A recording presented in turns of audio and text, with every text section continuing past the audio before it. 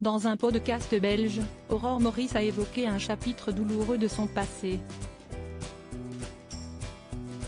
L'acheteuse d'affaires conclue sur France 2 s'est en effet confiée sur les violences conjugales dont elle a déjà été victime et sur la manière dont elle s'en est sortie.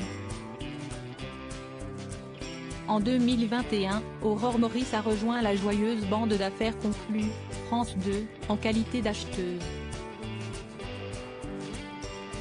Son accent belge et sa personnalité pétillante lui ont facilement valu de devenir l'une des favorites du programme.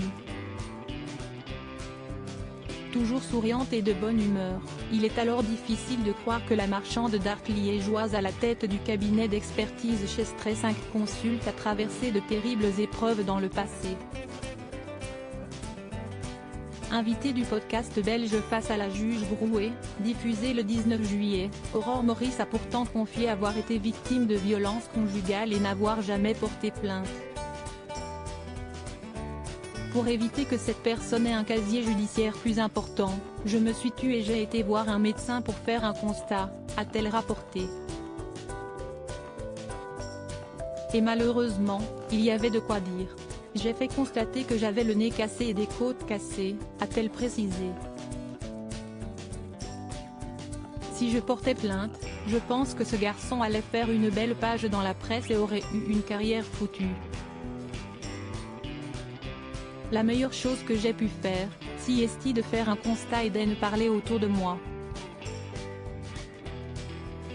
Aurore Maurice ne s'était toutefois jusqu'à présent jamais publiquement exprimée sur ce sujet difficile.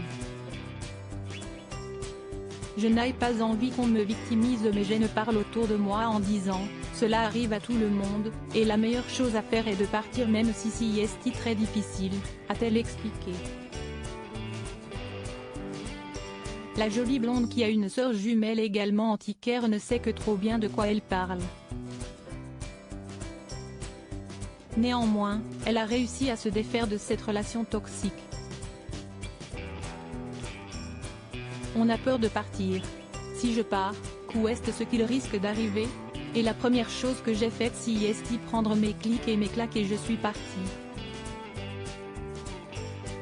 J'ai toujours dit, la liberté coûte cher mais qu'où est ce que j'aime ma liberté?